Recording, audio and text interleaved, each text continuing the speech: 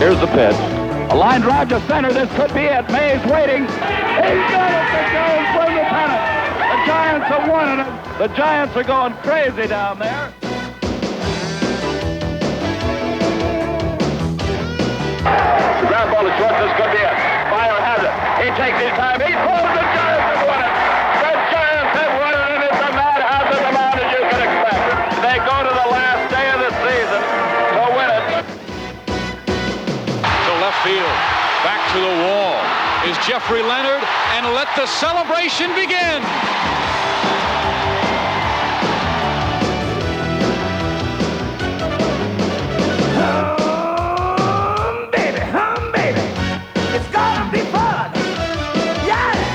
HUMM-BABY, it was fun. The story of the 1987 Giants. On August 10th, 1987, San Francisco beat Houston in a game that symbolized the Giants' rags-to-riches saga and brought them to the brink of first place. There they stayed for the rest of the season. What better way to tell the story of the 1987 Giants than to retell the story of that game? Live from Candlestick Park, it's the Houston Astros and the San Francisco Giants. Good evening, everyone. I'm Joe Morgan along with Dwayne Kuiper.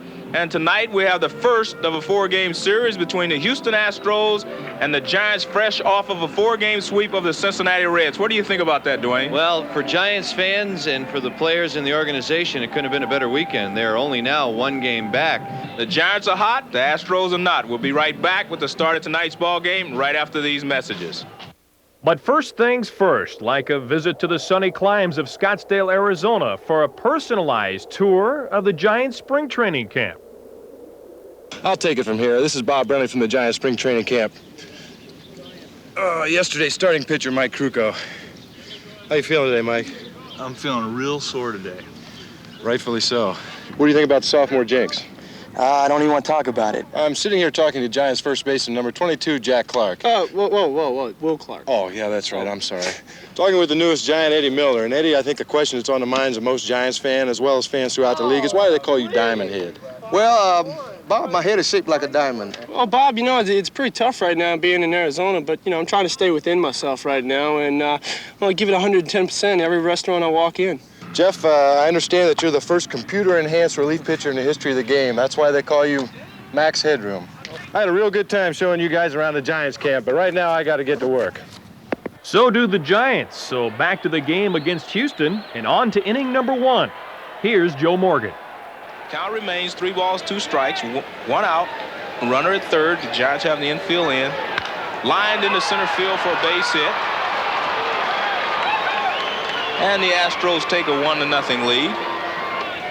Remember, Joe, on Friday night, the game started out similar to what's happening tonight. And Lacoste got a big double play, and consequently, that particular double play really helped in the first victory against the Reds. And that's exactly what the Giants are looking for here. It grounded in the hole. Nice play by Spire. Over to Thompson. Back to first, and that'll do it.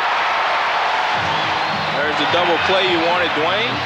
All season, the Giants provided slick and dependable defense, sparked by Robbie Thompson and Jose Uribe. They led the majors in double play. One can have a dream, baby. 2 can make that dream so real. I don't think there's a better double play combination in our league. 2 can make that wish come true, yeah. I think Jose Uribe is the best shortstop in baseball. It takes 2, baby. It takes 2, baby. Me and you. We give a lot of credit to the pitchers. Our staff has been outstanding in getting the ground balls. If they don't get the ground balls for us, we're not going to turn them. To shortstop, could be. There's one. On to first, they do it. How about that? It takes 2, baby. It takes 2, baby. Make a dream come true. Just take 2. Picture perfect. Me and you.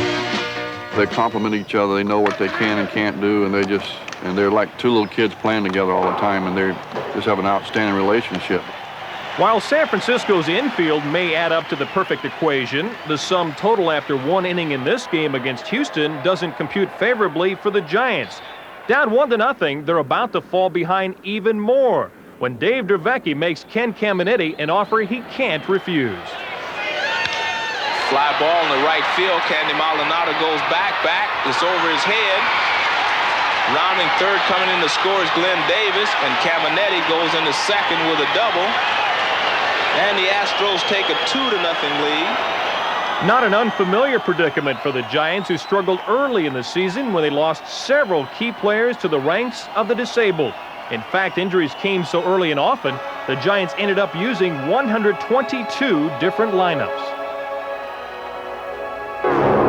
Chris Brown suffered a broken jaw in May, the same week that shortstop Jose Uribe took to the sidelines for one of 3 visits. Add to that a disabled Robbie Thompson, and 3/4 of the starting infield was out of commission. That is something the Giants can ill afford, to lose A, an infielder, and B, Jose Uribe. There was about a 3-month period that our starting infield only had played 6 games together. All of which left the coaching staff in need of fresh troops. So enter Matt Williams, one of several AAA recruits who got an urgent call to San Francisco. Williams makes a nice play, the long throw, and he got him. No one got the Giants out of more predicaments than veteran Chris Spire, who filled any and all vacancies. He's done such a great job. You know, when you play positions like shortstop and second base and third base, crucial positions as well as he plays them, it's unbelievable. Spire was truly for hire everywhere, but if his glove was hard to believe, his powers of inspiration were hard to ignore, the combination of which earned him the Willie Mack Award. Very seldom do I ever stand up and hold a team meeting. I try to do most of my leadership by example. In helping lead the Giants at the plate, Spire showed unexpected power with 11 home runs, including a 5-day stretch in May when he hit a pair of grand slams. Power is what the Giants could use right now against the Astros. We're back to the game, and San Francisco would like nothing more than to see the resting Hackman get back to action. Jeffrey Leonard is still on the pine. Though Leonard was bothered by injuries in the second half of the season, he figured heavily in the Giants' success with 19 home runs and 63 RBIs. There was no denying that Hackman was a true blue HUMM-BABY. No, I like to go out there and play as hard as I can, as long as I can. And if that's being a HUMM-BABY, then I'm one. In sparking San Francisco to a 16-7 April record, Leonard hit a smashing .354. Smooth and steady all season, he never went more than 2 consecutive starts without getting a hit. He's our heart and soul. He's our MVP right now. He's playing excellent baseball, both at bat and in the field. And then besides that, he's our team leader off the field. And, you know, if there's a HUMM-BABY, it's Jeffrey Leonard. An all-star for the first time in his career, Leonard enjoyed his best season in 3 years, proving the fitting complement to cleanup hitter and slugging sidekick Candy Maldonado. I was fortunate that I was sitting behind him, and I could see a lot of things that he does. And when he does something good, you don't want to be left out. It's like, he did it, I don't want to let him go. Have no fear of that. After winning the right field job with a terrific 1986 season, Maldonado hit a career-high 20 home runs this year. He also became only the 4th San Francisco Giant to hit for the cycle. Candy drills it into the alley in right center. Leonard is around second. He will head for third. He is being waved home. Candy hits for the cycle, drives in Leonard. With 85 RBIs in all, Maldonado showed a knack for getting the big hit. As if to say more hot stuff on the way, Chili Davis collected a career-high 24 home runs, while the Giants set a San Francisco team record with 205. A dandy switch hitter, Chili also set a National League record in this September game against the Padres when he cracked home runs from both sides of the plate for the 3rd time in his career. As for cracking the comeback code in this game against Houston, the Giants don't want to make any more concessions. But in the top of the 4th inning, the Astros are about to strike once, and then once more. Here's the 2-2 pitch. Caminetti gets into this one. Aldretti is going back. He's looking up, and this is gone, a home run. And this puts the Astros up in this ball game 4-0. For Roger Craig and company, a grim reminder of May and June when San Francisco encountered the worst of times.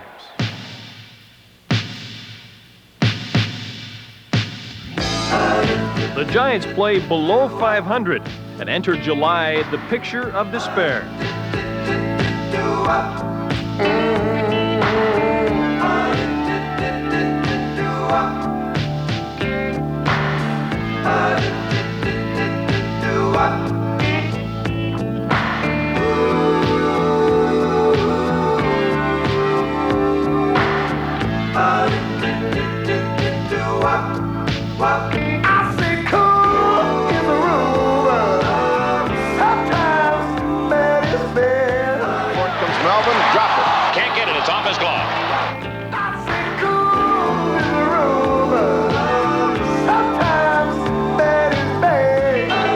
Oh, my goodness.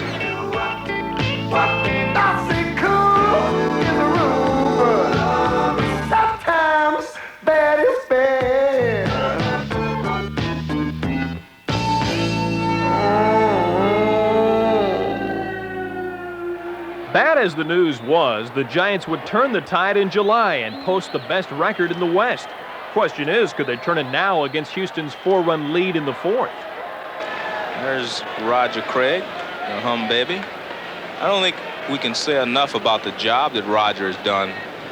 And I'm not talking about just as a manager. I'm talking more as a psychologist. The psych. He's done an exceptionally fine job, because when the Giants came back from the Houston road trip, the last trip, I was a little down. Yeah, he made it sound like, well, we got him right where we wanted. Exactly. And I think the players believed that, and they kept fighting, and you see where they are now. By August 10th, the Giants were about to get a lasting taste of first place. If HUMM-BABY was Craig's motto, patience and optimism were the sum and substance. I think I'm the luckiest manager in baseball. The attitude has just been unbelievable. They can't wait to come to the ballpark. It's fun playing for somebody like a Roger Craig because he takes the attack against everybody else. Roger gets the best out of us. He has the right type of attitude. He has the right type of positive thinking. He's definitely an outstanding manager. He's a good players manager. Their feeling is that let's stay close, fellas. In the 7th, 8th, and 9th inning, Roger will figure something to do to win. Well, it's the 5th inning now, and the Giants are counting on their master tactician, who will go on to be named Associated Press Manager of the Year. As we go to the Giant half of the 5th inning, Joel Youngblood's going to pinch hit for Dave Dravecky. There's a base hit in the center field by Joel Youngblood, so he gives the Giants a start here in the 5th. Chris Byers, the hitter. He's playing in place of Kevin Mitchell. There's a little looper in the short right field. A diving attempt, not in time. He can't come up with it. Joel Youngblood went all the way to third. And Mike Aldretti will be the hitter. Smashed into left field for right field for a base hit. Chugging around to third base will be Chris Byers. And it's a 4-1 ball game. I don't think you can say enough about the Giants bench in the 1987 season. To be sure, the Giants had a deep supporting cast. Besides Youngblood, there was Harry Spillman, Stanford's Mike Aldretti, Eddie Milner, and Bob Melvin. As for Melvin, he was a huge asset, throwing out 40% of all attempted base stealers. As if to say, at your service, Eddie Milner brought a dashing combination of speed and defense, plus a slick stick down the stretch. Harry Spillman was a prince in the pinch. Witness this clutch home run at Candlestick. Long home run, I'd say. Upper deck, upper deck. While Spillman proved to be a trusty temp, veteran Joel Youngblood was equally reliable, tying Spillman with 13 pinch hits, most on the team and 4th best in the league. No member of the Giants supporting cast showed more far-reaching talent than Mike Aldretti, who sparkled at every position he played. My role is still the same. I'm contributing to the ball club, doing what I can, and doing what I can when I'm asked. Ask and you shall receive, declared Aldretti, who obliged the Giants by filling in at 4 positions and hitting a most impressive .325. With such a deep cast, the Giants were understandably confident when trailing Houston in the 6th. After all, behind every successful team, there's a great bench, and the Giants were no exception. Sometimes that spot in the dugout can be awful lonely. But with the sweep of the Reds this weekend, I'm sure that Roger Craig does not have that lonely feeling. Nothing like a pair of critical sweeps against the league's division leaders to lift a team's spirit, and nothing like improving one's identity by putting a halt to the raging St. Louis Cardinals, who were the Giants' first victims. There goes Coleman, and he's out. Well, Brenly's one of the best in the business at throwing out runners. The Cardinals may be one of the best in the running business, but in this late July series, the Giants' defense closed up shop. Besides turning 8 double plays in the first 2 games, San Francisco managed to keep Vince Coleman grounded.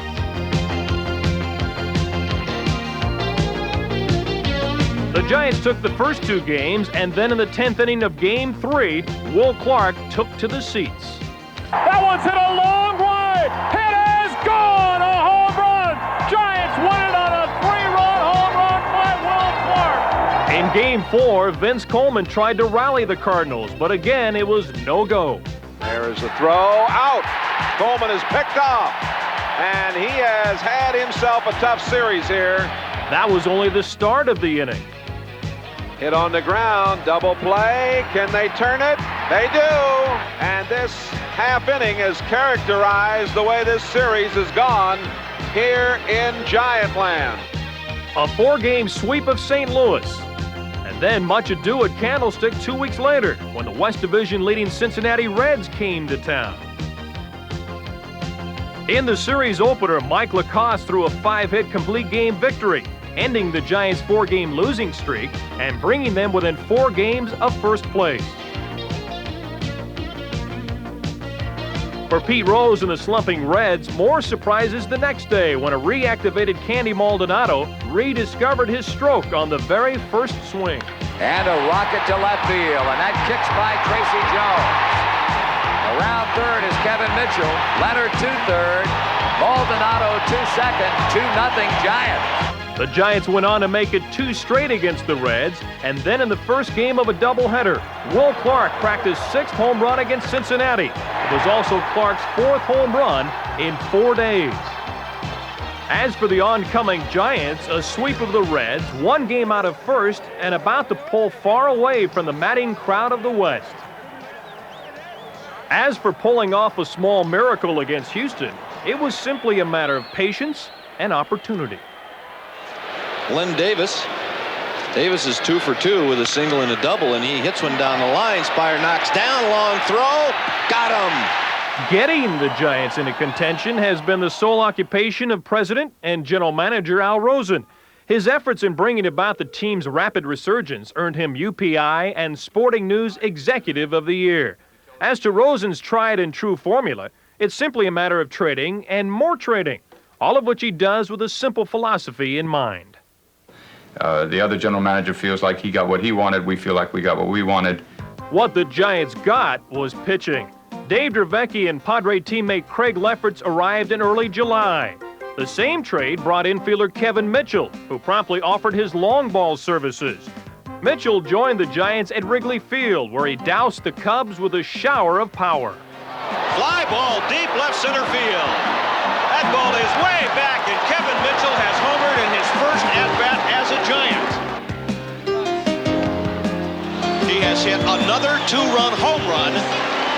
Al Rosen, you're a genius. A modest appraisal, it seems, for in snatching up Kevin Mitchell, the Giants filled a big void at third base and got a bat that produced heartily since Mitchell's arrival in early July. In trading for Dave Dravecky, San Francisco immediately bolstered its pitching staff. If Giants pitching had been inconsistent before his arrival, Dravecky's 6 wins in his first 8 decisions helped bring fresh respect. Our job is basically to keep our ball club in the game, hopefully through the 7th inning, and then allow the reliever to come in and slam the door shut. That means bringing on Craig Lefferts. Acquired in the same trade that brought Dravecky, Lefferts helped the Giants maintain command down the stretch. Don Robinson had no trouble commanding last rights on the opposition. Also a choice pickup, Robinson collected 19 saves. He's strong, he can pitch, he can start, he can go in the middle, he can pitch late, and most of all, he's got a terrific bat. I don't know whether you realize that he's some kind of hitter. Rosen made some kind of deal in August when he plucked Rick Reuschel from the Pirates. Besides being a serious contender for the Cy Young Award, Reuschel won the league's Gold Glove Award, dispelling any notions that he may have lost his stuff. Every game I start, I go out there with the idea that if this is my last game, I want it to be a good one. And Reuschel with a shutout and a two-hitter closes out the game with his 12th complete game effort of the year. With the Giants reaping immediate benefits, there was no doubt that the best laid plans of Al Rosen had the team on the right course.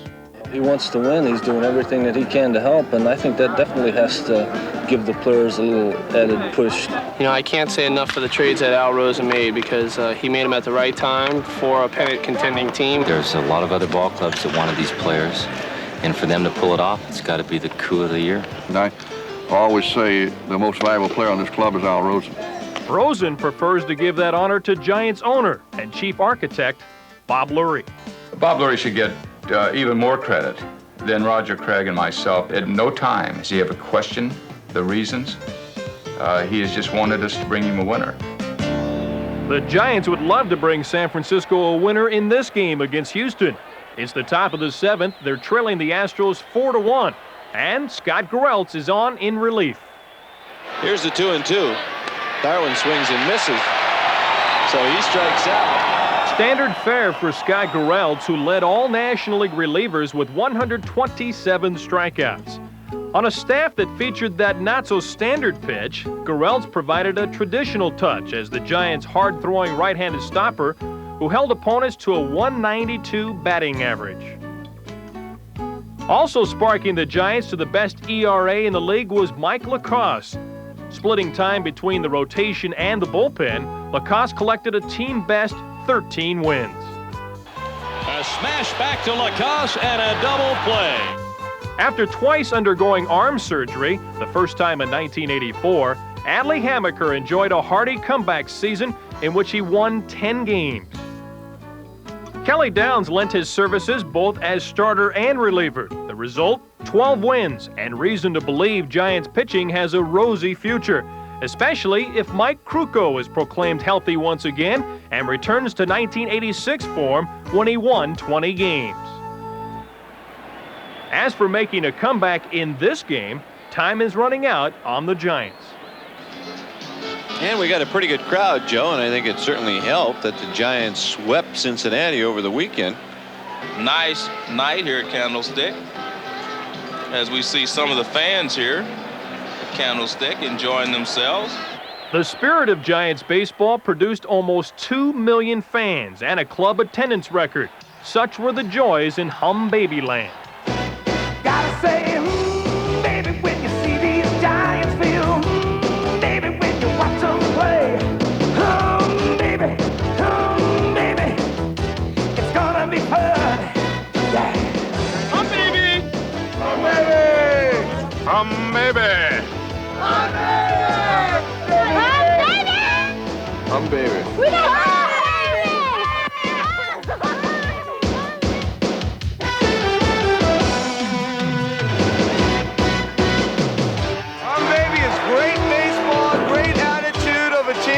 I think it's phenomenal, and I think it's wonderful. Awesome. Everybody is trying to win for the Giants this year, and they're doing it. They're winning. That's HUMM-BABY. HUMM-BABY, it's gonna be fun. Yeah. If the Giants ever needed their HUMM-BABY brand of optimism, it was now in the bottom of the 7th. The Astros still lead 4-1. San Francisco's only run came in the 5th, and since then it's been more like ho-hum. So, hoping to put the Giants on the comeback trail, Eddie Milner leads off. And Milner drives one into right field. Is it fair? Is it foul? It's gone. A home run.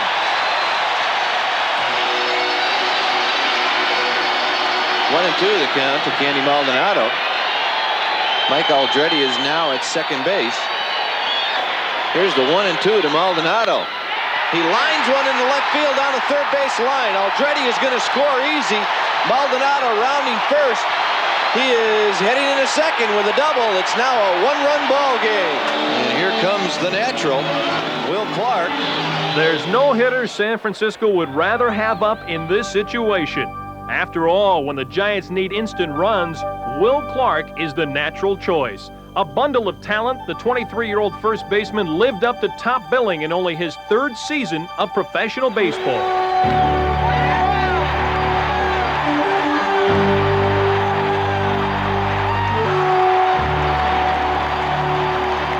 Besides a team-leading 91 RBIs and a .308 average, Clark collected 35 home runs, most by a Giant first baseman since Willie McCovey hit 39 in 1970.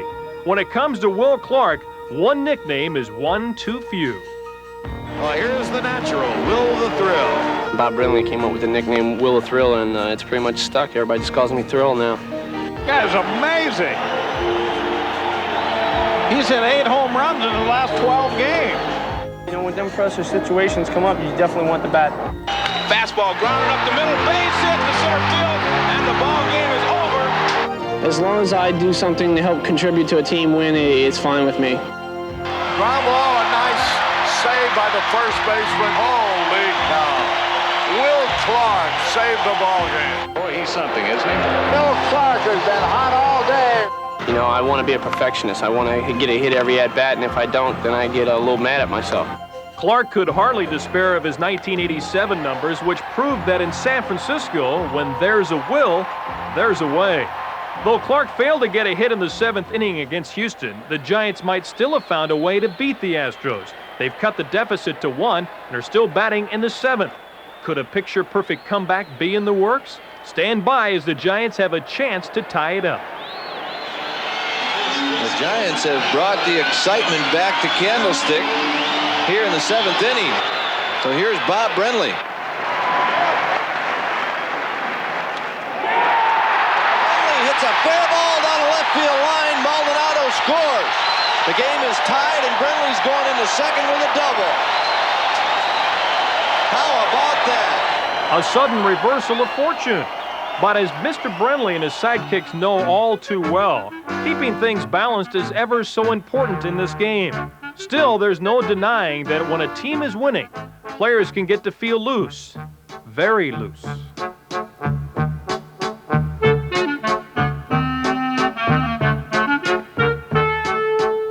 A few of the guys that will keep this ball club loose, even when we lose some tough games.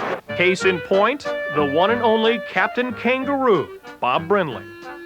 My specific title is just the secretary of the Kangaroo Court. A lot of the cases are only funny if you word them in the right way. I slipped on the turf and the ground ball hit me in the mouth.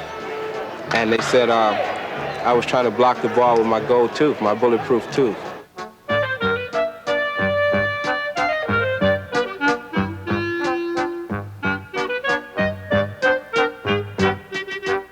So much for fun and frivolity. Time now to summon the cavalry and untie the score against Houston. But first, it's the top of the 8th, and San Francisco must hold the Astros in check. And that'll bring up Billy Hatcher. Hatcher's 2 for 3 in the ball game. He smashes one off of Scotty Garrelts, and he may get a double out of it. He's going for 2, and he'll make it. And that'll bring up second baseman Bill Dorn. He has 1 RBI in the ball game already, along with 1 base hit. Scotty fires, and there's a line drive to the left, right center field. It's going to drop for a base hit. Hatcher's going to come in to score, and the Astros are going to take a 5-4 lead here in the 8th inning. It ain't over till it's over, Joe. This season, truer words have never been spoken in San Francisco. It's not over till it's over. It's not over. It's not over till we get it right. Let the facts speak for themselves. Besides 34 come-from-behind wins, the Giants pulled out 20 victories in their final at-bat. Till we get it right. So the Giants explode with 3 runs in the last half of the 8th inning. Get it At the fence. Unbelievable. Chili Davis will score. about a comeback by the Giants? They've scored 6 runs in the last 3 innings. Jose Uribe wins it for the Giants in the bottom of the 9th. The odds are against us, but you know we still stand a chance. There's no giving up, no giving in. It's not over. It's not over till it's over. It's not over till we get it right. It's certainly not over for the Giants, even though they have only 3 more outs. We're going to the bottom of the 9th, and the Giants need 1 to tie and 2 to win. Andy Maldonado's leading it off. He'll be followed by Will Clark. Here's the payoff pitch. Fastball hammered deep to Get out of field. here. Back to the fence, and it's gone.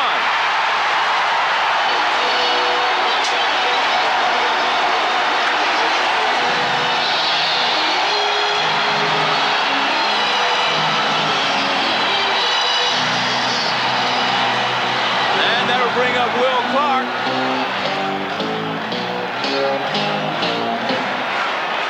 2 balls, 1 strike to Will Clark. Fastball, and it's all over. It's all over.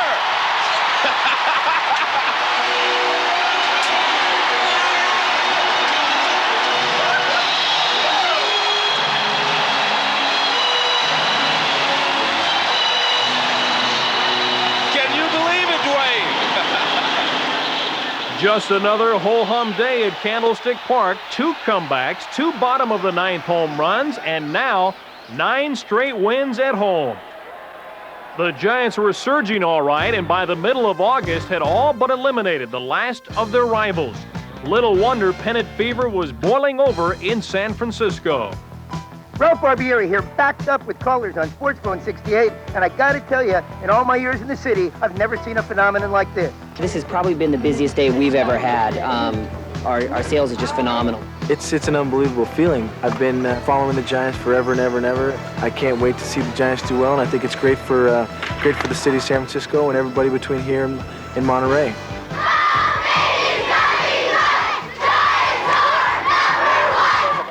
By late August, San Francisco was all alone in first. There was no place Giants fans would rather be. I'm just thrilled. I'm happy. I couldn't be happier. We love them. They're going to go all the way. We've waited a long time for this. They're #1. Needing 1 more win to clinch their first title in 16 years, the Giants headed to San Diego on September 28th, accompanied by legions of fans.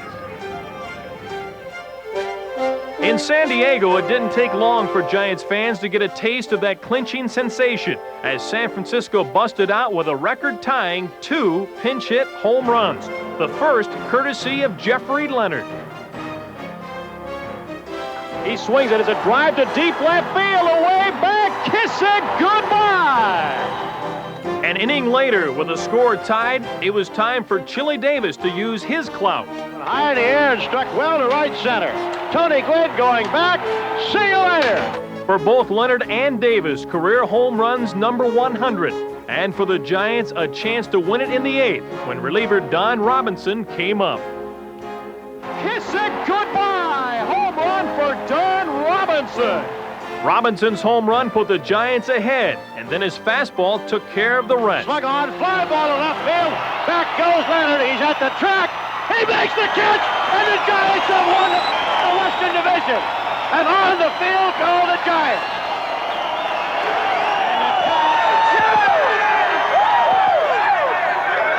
This celebration was especially gratifying to Al Rosen and Bob Lurie, who engineered the Giants' rapid rise to championship status.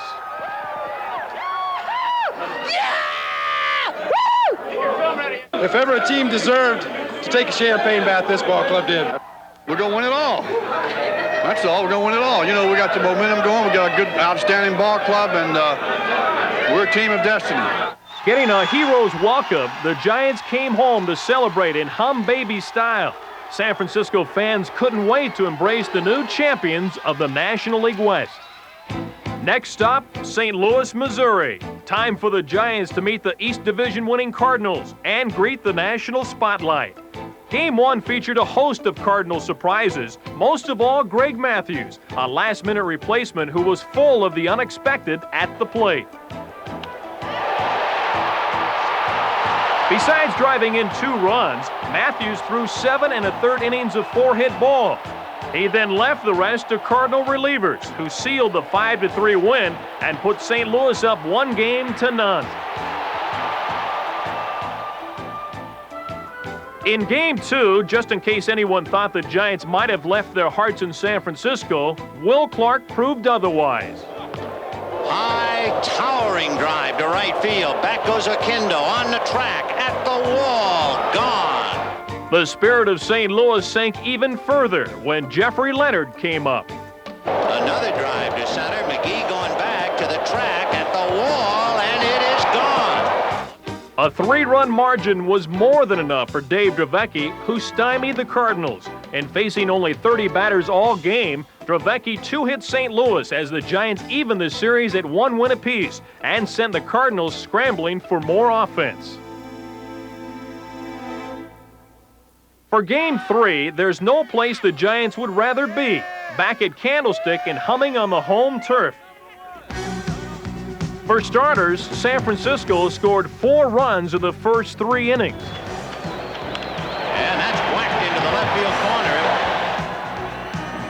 corner. Will Clark contributed to the early windfall with an RBI single. Then, for the 3rd time in 3 games, St. Louis got hacked by Jeffrey Leonard. And he's hit one to deep left center, and look out now, if it's gone, it is gone. The Giants had a seemingly comfortable 4-0 lead, but then Leonard took a nasty spill, and so did San Francisco. The balance suddenly shifted from the Giants to the Cardinals. St. Louis scored 6 runs in 2 innings and took the lead. Where everything had gone San Francisco's way early in the game, it was now all going to the Cardinals. And despite the absence of Cardinal stars, St. Louis held on to win 6-5 and go up 2-1. In Game 4, the Giants rebounded from their exasperating loss with equal parts pitching and defense. Mike Krukow supplied the pitching while his friends took care of the defense, which meant turning 4 double plays. Cardinal offense screeched to a halt after St. Louis scored 2 early runs. Then, en route to series' most valuable player, Jeffrey Leonard used clutch mechanics to make playoff history. And he hits a fastball in the air to left field. Coleman going back to the track, to the wall, leaps in the air, it's gone, home run. For Hackman, a record 4 home runs in 4 straight games. And for the Giants, still more clout from Bob Brenly, whose insurance home run left a 4-2 lead safe and sound in the hands of Mike Krukow. Ground ball to Robbie Thompson, to Uribe, to Clark. That did it as the Giants tied the series 2-2. Still in San Francisco for Game 5, the picture took on a decidedly different look. Seems neither the Cardinals nor the Giants knew if they were coming or going. By the end of the 3rd inning, the score changed 4 times. The last coming when Kevin Mitchell retied the score with the Giants' 9th home run of the series. Mitchell's blast made it 2-2, but the Giants weren't through. Jose Uribe also figured big in San Francisco's offense, which added 4 more runs in the 4th. From then on, Joe Price, who started the season in the minors after arm surgery, figured out Cardinal hitting just right. In 5 innings of relief, Price allowed 1 hit, becoming yet another unlikely hero in San Francisco's comeback story. Ground ball to Robbie Thompson. There it is. Victory for the Giants, and 1 win away from the pennant. On to Game 6, and back to St. Louis. Good morning, gentlemen. Morning, Mr. Leonard. Friendly greetings to the Giants were short-lived. Once they got to Busch Stadium, Cardinal fans flashed a different message. No matter how you spell it, The Giants were on enemy turf, and no matter how you look at it, they were in trouble. A botched play in the second put Tony Pena on third. Then moments later, Fly ball to right field and pretty shallow to the line. Maldonado makes the catch, and Pena is going to come. The ball to the plate. He is safe. From then on, starter Dave Dravecky restored order. He didn't allow a run for 6 innings while striking out 8. But John Tudor did him one better. He shut out San Francisco into the 8th inning and then gave way to his trusty bullpen, which put the finishing touches on the 1-0 victory and brought the series to Game 7. One last chance for both teams. In the finale, Cardinal pitching continued to squash San Francisco offense, holding the Giants scoreless for a record 22 innings. The hitting that had been so lively in the first 5 games fell silent, drowned out by the agonizing sound of Jose Oquendo's bat in the 2nd inning. A drive into deep left field. Back goes Leonard. Gone. A 3-run home run for Oquendo and a crushing blow for the Giants, who were shut out 6-0 as St. Louis won its 3rd pennant in 7 years.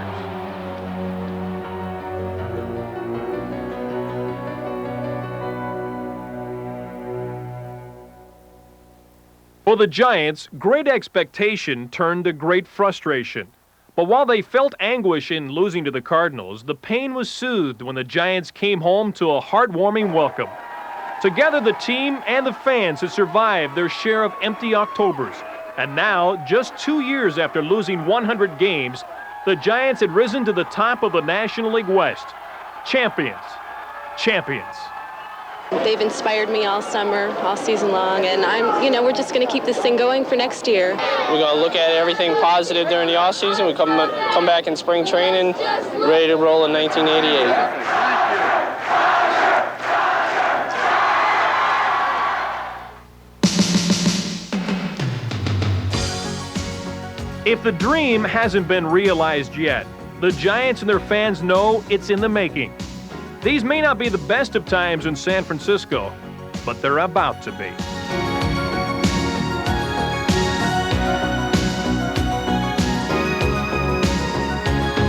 Looking in your eyes, I see a paradise. This world that I found is too good to be true. Standing here beside you, want so much to give you this love in my heart.